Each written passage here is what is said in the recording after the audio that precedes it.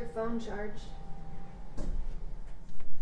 Yes, I know it's on. You. Yes, it's charged. Some people get a thrill from climbing Mount Kilimanjaro. I just brush my teeth and drink coffee. Oh, that's good. It's just as exciting. What's up, Get Your Marriage On? Hello. What's Hello. up, Jachar and Rochelle? What's up, guys? What's up, Sammy? Rochelle. What's up, Brittany? Brittany. Okay. Here we are. Here, fix your mic. Happy anniversary. Happy anniversary. Good morning. Let me get my muffler. Where is it? A kid was playing. Hello, check. It's in there, down there. Oh. Okay. We're getting ready to rock and roll, y'all. Hello. Good morning. Good morning, Rochelle. Good morning, Check. Josh. Thank you. Check. Hello, check. Can you turn my mic up, please? That'd be awesome. Thank you. I can't turn it up. I don't think you're. Hello, good morning. Loud enough. Pre-show, what's up? Thank you. Happy anniversary you. to us. Thank you so much. 15. Church in a treehouse. Oh, that's Anyos. cool. Ooh. Haven't seen you here before. Welcome, my good friend. Check. My feathered friend. Yeah, thanks for the anniversary wishes. We had a fun anniversary. Check. Well, we to went dinner out last night. Yeah. Check. Instead of today, because there were no kids around, so Some kid problems, that's so good. it worked out. All Got right. some Indian food. Had some boona. Boona. Oh, so good. Garlic naan. Garlic naan. It's tremendous. I'm Pom- listening to your Pomodoro. podcast, but rarely get to join live. Good. You are here today. Yay! Welcome. If you have any questions, shoot them our way. Yeah. All right. Ready to Ready? go? I think so. I'm going to put this. I didn't do that. Disable for an hour. 281. That's crazy. Lights up. Okay. Okay. Ready? Thanks, Hannah. Thanks, Brittany. Thanks, Sammy. Oh, then yeah. Ready? It's like a hair. Okay. I'm ready. Like a hair. It's like a hair. Okay, ready? Yep. Wait, I need my water. Oh. No, you don't. Oh. You got coffee. Go for it. Okay. Hello and welcome to the Anatomy of Marriage podcast. I am your host, Melanie Studley. Good morning. My name is Seth Studley, and I'm a licensed marriage and family therapist. And today is day 64 of 100 days of AOM Q&A. So welcome this morning. And today's show is titled Remodel Stress, Love Languages Continued, and what we've learned and what 15 years of marriage has taught us. And it's our 15-year anniversary of being married. High five! If you're new here, welcome. This is episode 281 of the Anatomy of Marriage podcast. We make this podcast because it's very hard to find raw, real, and helpful marriage advice. There's loads of great marriage advice, but to find the stuff that's deeper and more challenging is difficult. So that's why we made this show. And as always, this show is brought to you by Audible. I literally, for our anniversary this morning, bought myself the audiobook Aware by Dr. Dan Siegel. Oh, yeah. You can get it for free by going to audibletrial.com/anatomy of marriage. You can get a free audiobook on us because we love you. I cannot wait to read Aware by Dan Siegel. I have a nerd crush on this guy. She does. I've met him twice or once. Big time. And today marks 15 years of marriage. Marriage. It's been crazy. Yeah, I know, and you've already said it. So we're going to talk about it a little bit. So welcome on Instagram Live and also Facebook Live. Send your questions. Rochelle says, go check your mail. Ooh, another one. No, I got it. I said thank you. Remember? Oh, yeah. Yesterday. Rochelle, thank you so much for everything. Look, even this. I posted this yesterday in the video. I've got the bean card. I've got the tasty treats and the magnesium. Awesome. Thank you so much. Thank you so much. My love language is kind things that are helpful. So thank you. Yep. So, okay, review of the day. 5 stars from Second Rodeo. Ooh, okay. Beware, truth spoken here. I love this podcast, 3 exclamation points. If you are in need of a self-realizing, eye-opening, life-altering, honest, and heartfelt truth, bend your ear and look no further. I have learned so much about myself and the people I love.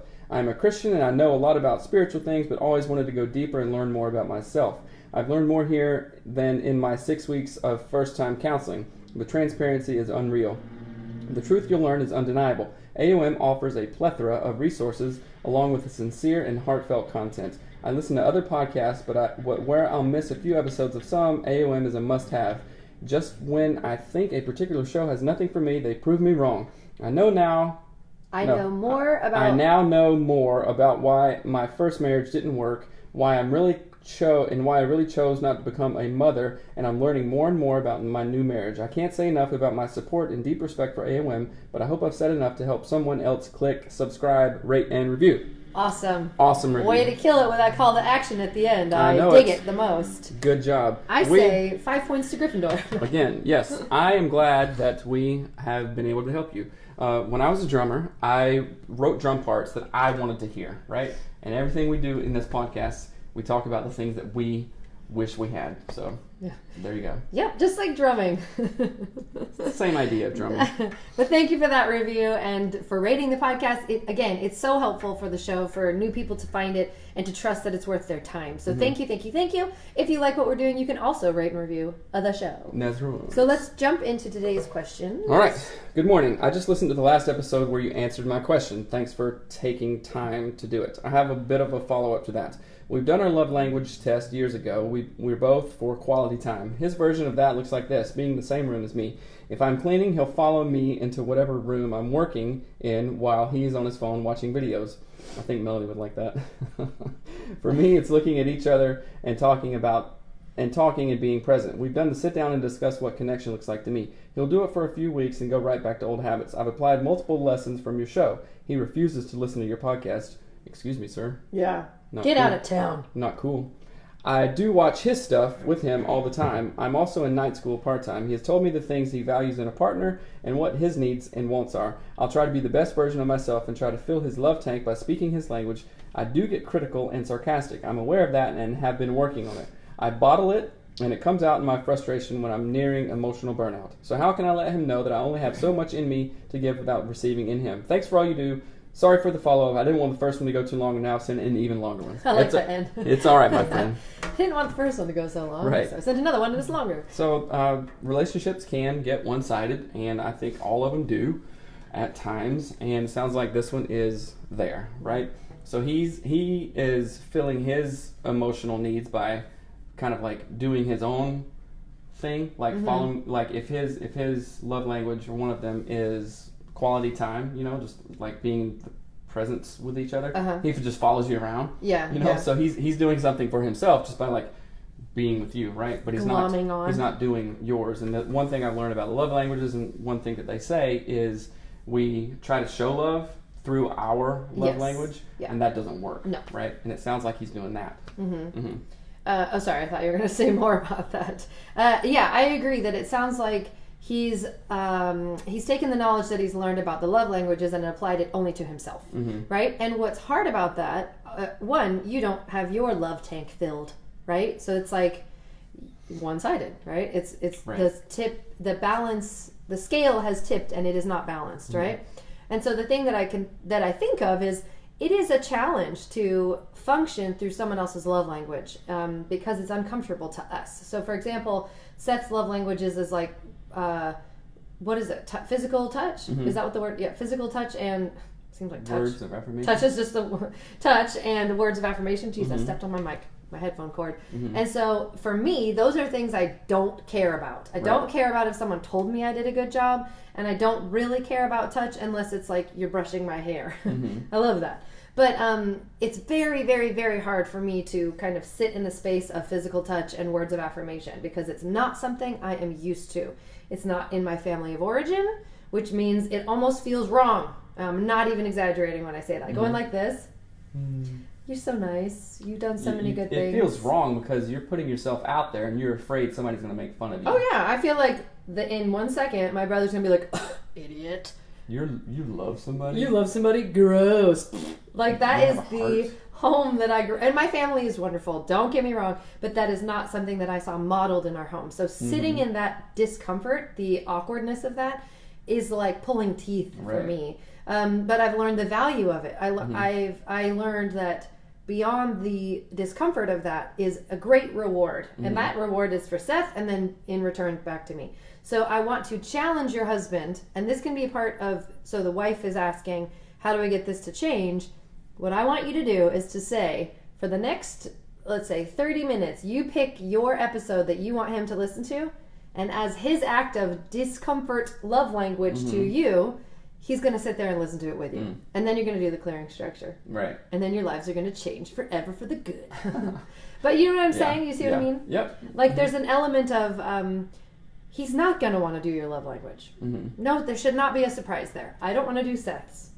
So shouldn't be as a 9, I have a short temper, or not a very good understanding of, like, husbands not doing what their wives want them to sometimes. You know what I'm saying? Like, yeah, I do. Hey, sit down for 30 minutes and just listen to this thing with me. Okay.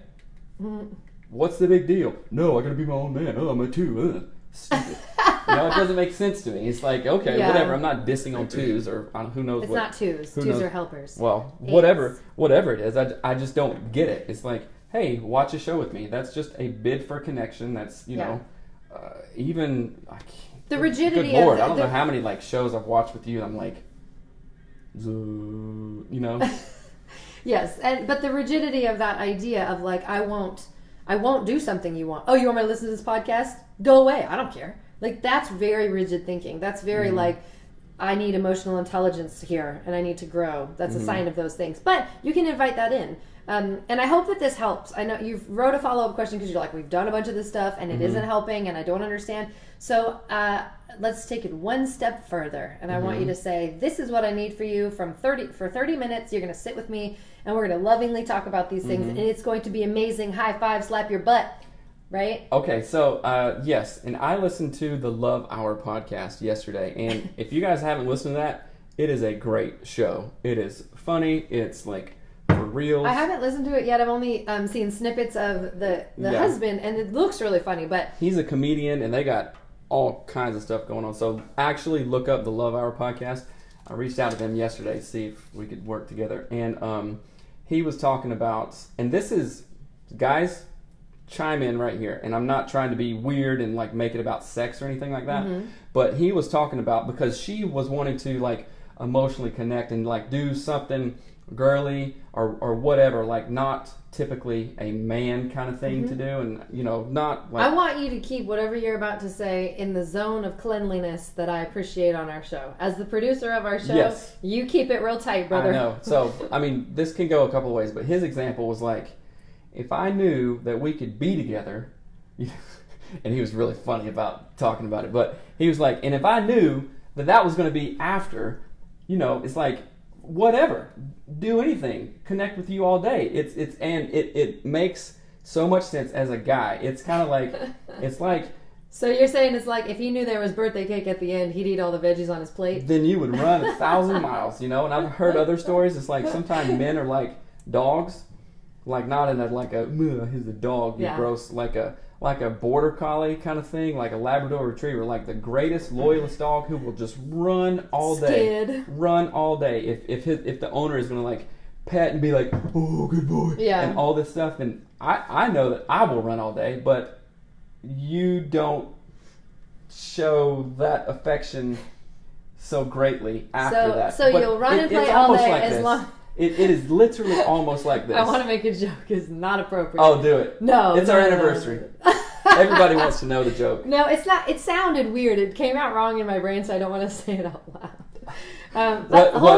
What Kev from Love Hour Podcast said was like hilarious, and they were like, so. But it's like literally like this. I think that relationships can be so much simpler than they are. It's like, okay, what's your main motivator? Person, woman, wife. Okay, let me just do that all day. Okay, what's my main motivator? Okay, well, we're not going to do that all day, I guess. But it's like it's a symbiotic relationship. Yeah. Like, I don't care. You give me 2 things and I will run forever. Right? Like, what? This is totally off topic now, but it's our anniversary. That's the whole excuse to talk about anything. It's like, what are the 2 absolute main motivators? Like, all the crap that I do and like ADD and blah blah blah and all this stuff. What are the 2 things that I could do for you that would just like, that just covers everything? It really doesn't matter because I'm so happy with this. I would think of, and this, I have to probably preface what I mean by this, but like active helping. I'm getting for real. So I mean, like, you help, obviously you pay for everything, you go to work, you do all of that. But what I mean is, like, I want, when you get home, to feel like, oh, right, my, like, buddy in the trenches is here. Like, the guy who's going to, like, you know, there's bullet wounds, put the wrapping on it and get the first aid kit. Like, the like guy who's like... triage partner. Yes. And like, okay, we're here. My ER... Guess what? My Backup ER has person. arrived. Yeah, that's what I want. Like, the kids have to be bathed, you know, once a month at least. And like, there's baby... I got the pool for that. There's baby poop on the whatever. You know, like that. I wish that... Because what it's felt like is I'm just doing all that stuff. And that's the really hard stuff. The dumb, boring... What I'd love to go to a 9 to 5 and chat with Becky at the water cooler. That'd be great. No, but I'm sitting over here, like, changing diapers and crying children and blah, blah, blah. And so what that, like, if you're saying what's the two things, that's the first one, is, like, active help. When you get home, it's like, all right, here we are. We're going to do that. We're going to get everything done so fast. It's going to be amazing. And then we'll relax. Right? Because that's without your active help. I'm just like busting my butt trying to do everything for... So this is for real. It is for real. It's being taped, right? Yeah, I think. And then the second part might just be if I could have, like, the kind of bathtub that's in a mobile home with steps. A gigantic... A giant oval tub, and you brush my hair while I take a bath. Really? Yeah.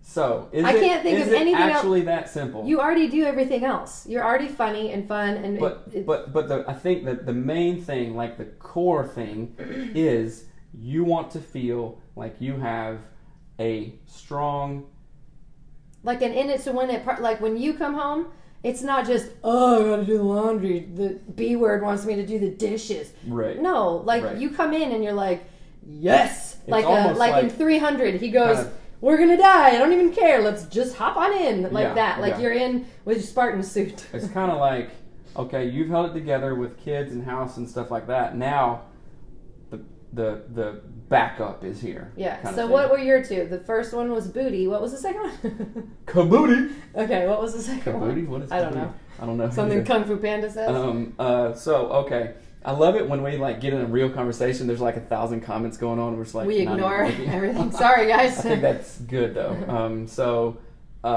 Main thing is like, okay, what are you doing? Taking my hoodie off. Just talk. This is inappropriate. Talk. The main thing is like, okay, if I know that it's kind of like togetherness. If I know that when I do get home, you're like, yes, the backup is here, kind of thing, and you're like. Encouraging in that way. It's literally, and I'm not trying to simplify this, but I think sometimes simple is best, less is far more. It's literally like, yes, I see you, you're here, I love you, now go to work, you can do this, you got this. And then like frequent sex.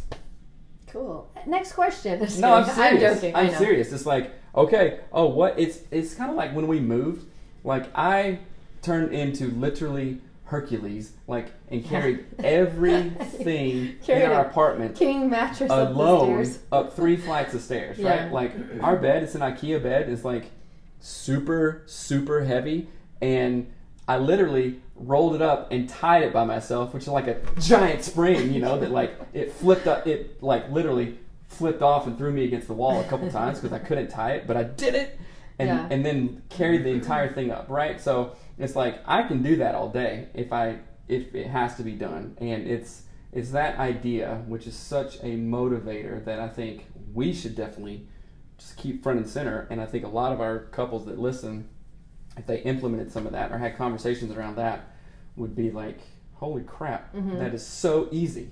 Yeah, well, it's like connection. Well, it's not easy because we don't do it, but it's like well, it's just simple. We just don't learn how to do it. We're learning how to do it. We're opening up a space of, you know, being able to grow emotional intelligence in these particular areas, and we can get there. The more we talk about it, we'll get there. It's exciting. Anyway, so I'm gonna read some stuff. It doesn't get any more direct than that. That's right. It says totally true. Oh yeah, all the dudes. Okay, so I'm on to something, right?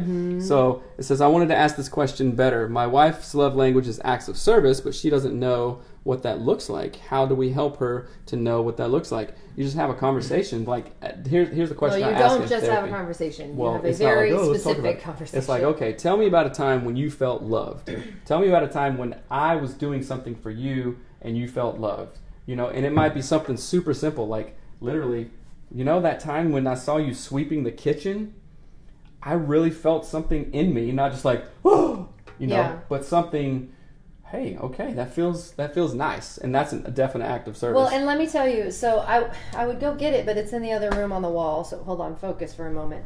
One of the things that I did, and this is with our children, but it absolutely works in the wife, husband, spousal relationship, is my kids will say this to me.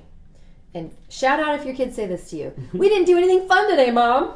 But I took them to the library. We went to play McDonald's. We went swimming. We went whatever. And so I realized there's a disparity. Like their expectation of fun, in quotes, is different than mine as a mom, right? And so what I started doing was I make them write down what will have equaled I had fun today.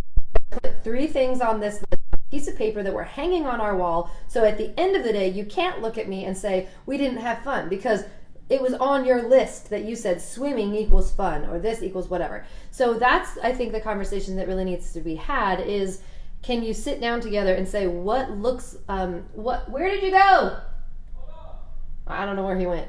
I don't know what he's doing. But one of the things that I think of is if you had a piece of paper and you're saying my love language is acts of service. And then you sit there, and it's going to feel uncomfortable. And you say, what specific acts of service has made you feel the most loved? And I want you to invite your wife to recall it from memory as opposed to try to create it in the future and be like, oh, 6 months ago when, you know, you changed the tire on the car or whatever that was, or you deep cleaned the living room, blah, blah, blah, that kind of stuff. Like you can do, what are you doing?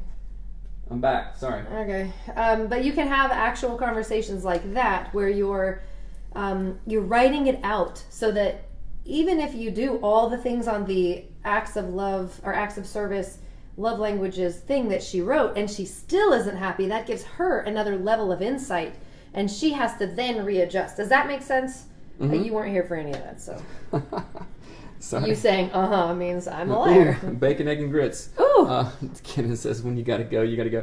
Okay, thanks, Kenan, for bringing it up. Yeah, but like working out, I drink a half a gallon of water. I'm like, okay, this has to be different. So. Oh, I hope that's helpful. He says that's awesome. Thank you. Good. I really hope that that's helpful because I do think there's a level of, again, it's just hard. It's hard to actually say and that's a weird thing too with women. It's hard to actually say what you want sometimes. We're taught not to a lot.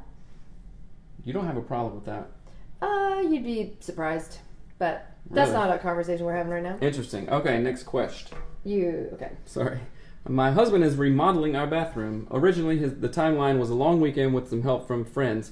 I took our kids to my parents' house for 6 days. This adds about an hour each way to our daily commute, and because my son has a life-threatening allergy, packing up much of our kitchen, and had to pack up much of our kitchen to make his food. Fast forward 2.5 months. Not done. Holy. He's made it very clear it's my job to plan to have kids out, not his, not ours, mine. What? She's saying that he is telling her, you need to take the kids away so I can work. And so she does all of that, and it's been 6 weeks or whatever. She stayed 6 days at her parents' house, and 2.5 months later, it is not finished. Okay. So she's taking her kid with a severe allergy and all of her kids, right? I have repeatedly made plans to be gone, told him, asked if that made sense, and found out later, usually the day of, that he wouldn't be working on the bathroom. This might be less stressful if I could just go to a restaurant for dinner, but I can't. And so it ends up being that I'm making and packing a day's worth of food for the day before and neglecting all house family management stuff because I'm gone all the time. Help, how do I respond? My husband said he is not able to plan out when he was going to work on the remodel. He told me just to pick days and be gone so he can focus. I talked to him Saturday about our plan. Out Sunday, out Monday, counseling Tuesday, out Wednesday. I just texted him about this evening and found out that he won't be home to work on the bathroom today. I texted him back saying, let's talk about scheduling stuff later tonight and make sure the days I am planning to be out of the house are days that make sense for you to be working on the bathroom. Can I ask for an apology? Should I just let this go? Heck, no, you should not let this go. No. But that doesn't mean you need to be mad about it. Right, because obviously it's a systemic planning issue and communication. So we have gone back and forth on this all the time, and theoretically you and who? Who's we? We? You and I. The show that we do, We're Married. I'm sort of confused. Go ahead. Well, no, about planning stuff, and we've tried like digital calendars, like Google Calendar. Okay, let's share this. you don't like that, but that's what I use. And then we use a big calendar kind of planning out thing. And sometimes things get just crossed still, right? So we have implemented a marriage meeting on Sundays, right? Marriage morning meeting on Sundays. And we plan out all our stuff. And of course, there's contingency plans in there, like, oh crap, traffic was bad, I'm going to be an hour late or whatever. But if I say that, you know, I'm going to work on XYZ on a Saturday, then I'll be like, okay, yeah, I usually plan to do that. Or if I find out, I'll tell you, listen, plans changed, but that's usually 3 days ahead of time or something like that. Would you agree to that? Sure. What do you mean, sure? Was there educational elements in that? That sounded like no. Just your story. That's saying how we have worked stuff out like that. Like, I don't think that it's just a remodeling thing going on. Like, why can't your husband? No, hold on. Let me clear all this air. So there is a bigger issue at hand here, which we have worked through some. It's not completely gone. But like even yesterday, was it yesterday or the day before? I think it was you called me Monday. when you said you would be home and said, oops, just leaving the office. And I was like, what the actual crap are you doing that you can't tell your wife who's at home during summer with all the kids and one of our kids is just barely hanging in there. You can't tell me in a text, I'm going to be late, right? That pissed me off so much. You have no idea. I was pissed. So that being said, this isn't something we've actually worked through all the way. We're in the process of working through it. And what I figured out and what it seems like is happening here is that your husband doesn't see it from your lens. I guess he doesn't see it from your eyes. This is what I would do. I would and I'm not nice sometimes, so just caveat there. I would be like, hey, bro husband, what would it feel like if you had to pack all the food for little Timmy, who has severe allergies? How often have you ever done that? Do you understand the stress that causes, not being able to go to a restaurant or having to wrangle all the kids together while these kids cry for French fries, but we can't get them, or whatever that is, right? And I would really try to put your partner into the space of understanding your perspective in a very visceral way. Because I think as women, sometimes we're like, well, it's got to just be done. I'll just do it. He said do it. I'm going to be a good wife. Proverbs 31. And then we like run ourselves into the ground and we hate our existence. But we're still trying to be a good wife, and now we're trying to be a good mom and all of these things. And I think that it takes this moment of like, if you had any idea how stressful it was if you understood what it was like to pack up all of our stuff and take the kids an hour away or whatever that is, 30 minutes, whatever it is, then you would have a different perspective on what you're doing by not working the days that you said you would work. And there's just a logistics thing here. Like, let's take out all emotions. Well, I think there's more than logistics here. Well, I'm saying it is an element of it. There is an element of simply logistic stuff going on where we're not actually grounded in reality. Like, how about the logistics and the miscommunication is a product of something larger, right? Yes, and which would be miscommunication or not seeing the other person like, this is really stupid and hard having to pack up all this stuff, you know. And then also a bathroom remodel, especially if you haven't done one before, or all that stuff, that's a ton too, you know. So maybe he's like, oh crap, this is way bigger and way more overwhelming and way terrible than I thought, you know. We have absolutely run into projects just like that. Oh yeah, we renovated our torn crap down. Old house. Which is awesome. We tied a giant chain to my truck and like ripped off this giant awning, which was cool. 2 of them, right? And torn down barns and done all this stuff. And then after it's like, oh crap, I have to clean this up and we have to do all this stuff and plan. But there needs to be a mutual, sort of like we mentioned in the beginning of the episode, like a mutual active, what's the word? Like you're arm in arm, you're like a team, right? Teamwork makes the dream work. And that has to have, I want you to approach your husband and say, look, this is harder for me than you understand. And I don't want this to be going on forever. I don't want this to go on 1 week longer. Right. So let's figure out the date that we are setting, that nothing can move that date, like unless it's some tragedy, right? And we say, this is the thing that we're doing. And then you follow that up by saying, so you start with what you're not going to accept. I'm not going to accept this lasting for another month. right? And you don't have to be mean. You just say, I'm not going to do this for another month. This is too much stress on me, on our children, on my mom, or whatever it is, like the family that we're going to visit. And then the second thing you follow up with, how do you need me to help you get this done? How do I rally up next to you, lock arms together, we get our battle gear on? What do you need me to do? Because I see that this isn't getting done. We all need it to be done. Let's rally together. Like there's got to be that sort of energized positivity in it.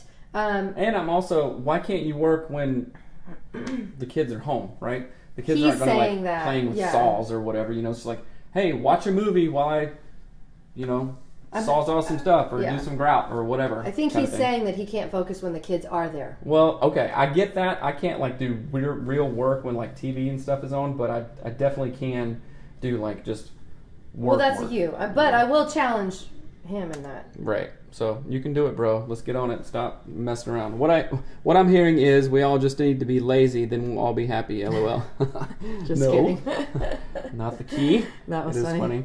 Kenan says, "Dude, I was guessing." Yeah, well, good guess. Really funny. You know me well. Well, before we wrap up, I want to talk about the things that we've learned over 15 years of marriage. All right. Because it is our anniversary. It is. And I just wanted to wrap that up with that. But did you have anything? What have you learned? Well, that was a very sweet letter that you wrote, and it was very heartfelt.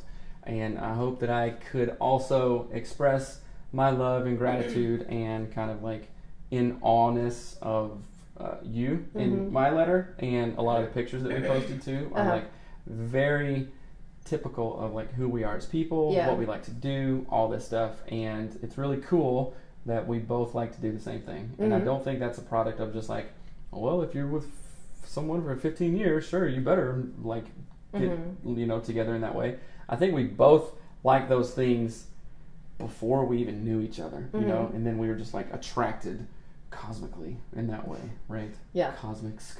Okay. Yeah. So what have I learned? Just to have a growth mindset, and it clearly takes work, like really work, not just like, oh yeah, it takes work, Instagram, yeah, okay, you gotta make a marriage work. It's like, no, it can suck crap me? and and be super hard. And I believe that, just like I wrote in the email, it's like a great partner will push you and encourage you and love you and see things in you that you don't even see in yourself, kind of thing. And that has clearly happened in our relationship and in our marriage. And I think that, what? I had a really funny analogy in my head. Just keep talking. What is it?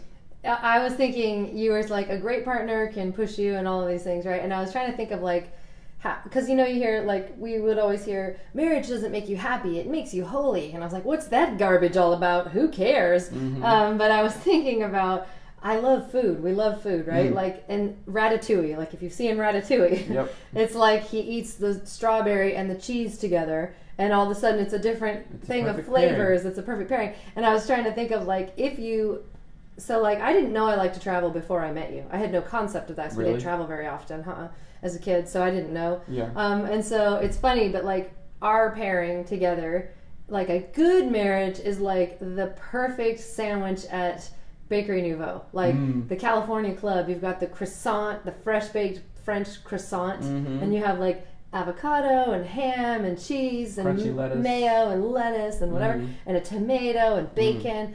But like a crappy marriage is like you just had all rotten ingredients and like and stuff's like oozing out the side. And I was just trying to think of like, marriage doesn't, like, marriage, air quotes, just in general, does not make you holy.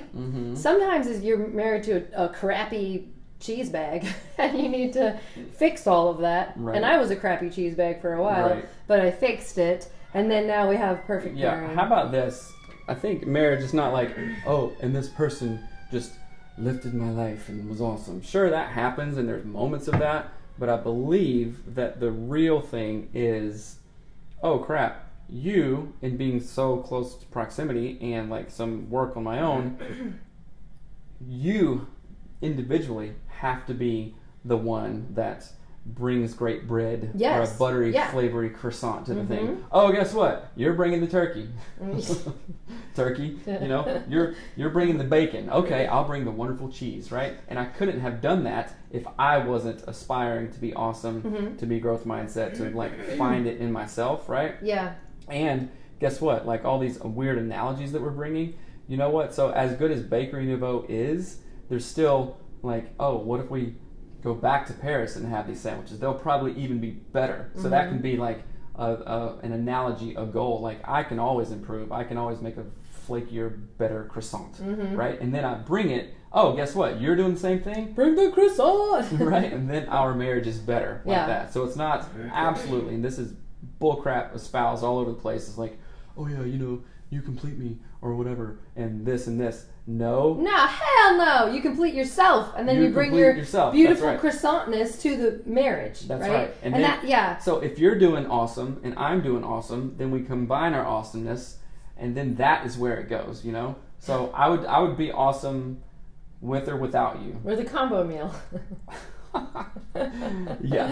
I hope that makes sense. Yeah, well, and that's what I think of. We get so many questions where people are talking about it's usually the woman, which this makes me so mad. The woman is trying to be awesome. The woman is like, I'm working on all this stuff. My husband won't listen to the podcast. Right. He is thinking that the fact that a bakery exists means he'll have good food. He needs to cook his own good food. He needs to be the flakiest, butteriest croissant he can be. That's a two-way street, girlfriend. Yeah, like you can't have Gruyere amazingness and then put it on like a gross, Kroger roll. But somehow, maybe this is just a guy's perspective. Like if a guy's having a growth mindset and his wife is a douchette.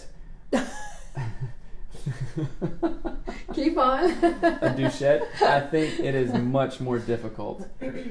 I know. That's what I'm saying. But the guy doesn't. Maybe that's not. He doesn't understand. Hold on. If I'm wrong, I'm wrong. But like I know that there are tons of women with dummy husbands or dummy men in their lives. They're just like, what? I just do this, Leave me alone. Yeah. It's like women are stronger and can be like, okay, whatever. Kind of thing, and then just do it for themselves and kind of be happy.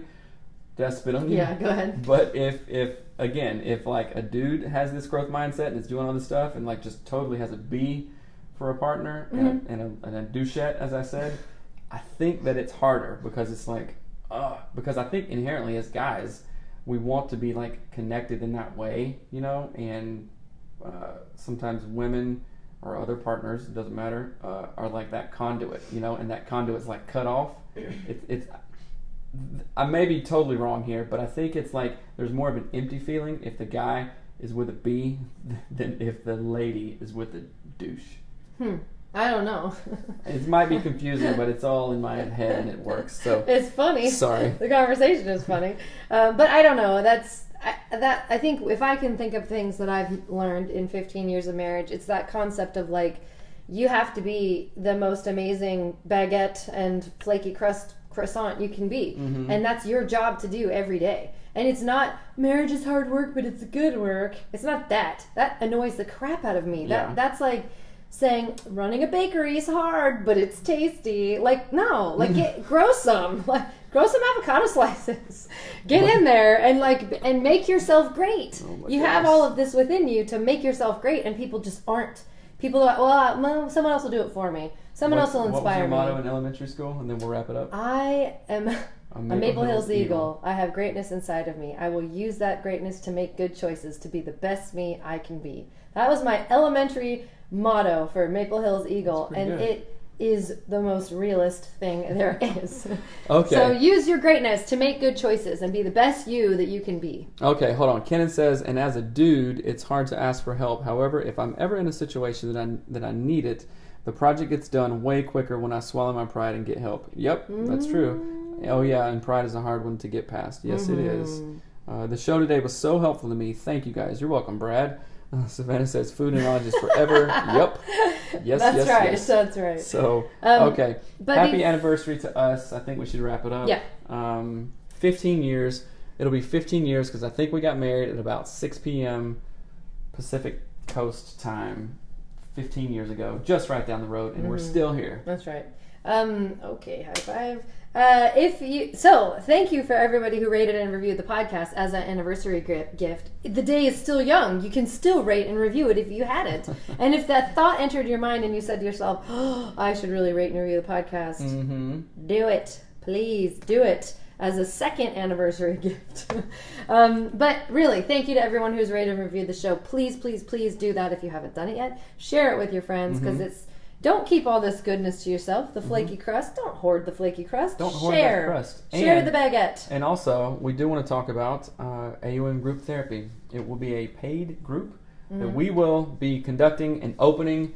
We're not going to make you apply, but we will ask a couple of questions to see if it's a good fit for you, because space will be limited and it will be worth it. If you found value in all this free stuff that we do, imagine how much value you're going to find in something paid. Is going to be more targeted, where we're actually talking directly to you. That is exact, like in real relationships. Exactamundo. And you have a private email to talk to us specifically, and you take priority and all those things. And what you pay for, you value more, and that is one of the ideas behind it. But so, we will have to do application processes and stuff because we don't want any. We want to make sure that it's a good fit for everyone because it's a group. We can't have people who are going to put other people down, who are going to be mean and sink the ship. That's it's kind of like if you're in gym class and you're in charge of picking teams, you want people good on that team. Oh yeah, right. You're not going to pick the whoever. Yeah. Right? We're not gonna Mr. Bad Attitude. You're not gonna pick him. Yeah, we're gonna be very very intentional about all of this. So we'll get you more information about that as it comes along. And we are just excited for this day. And someone says, "Thank you for spending your day by helping so many people." You're welcome. Thank you. It's helping us. So many quotable quotes today. Douchette and grow some avocado slices. That'd be a good someone, t-shirt. Put a t-shirt. Someone make merch for us. Just do it. Don't ask us. Just do it. And just do it. We're fine. Honestly. Thank you once again for being you. Thank you for doing this. Thank you, Jamie. For being here. Okay. We're out of here. Love you guys. Happy anniversary to you. And if us. Yours is coming up too. So, all right. Have a good day. Bye. Bye. All right. Thanks, guys. Rebecca, you joined us late. Hopefully tomorrow you can join us early. Oops. Sorry. And we love you guys. Have an awesome day. Thanks, Nicole and Jamie and Hannah. All our friends. Thanks, Emil. See ya. You're grounded by a mill. You don't think my rhymes are ill? You're grounded by a mill. Bye. You're grounded for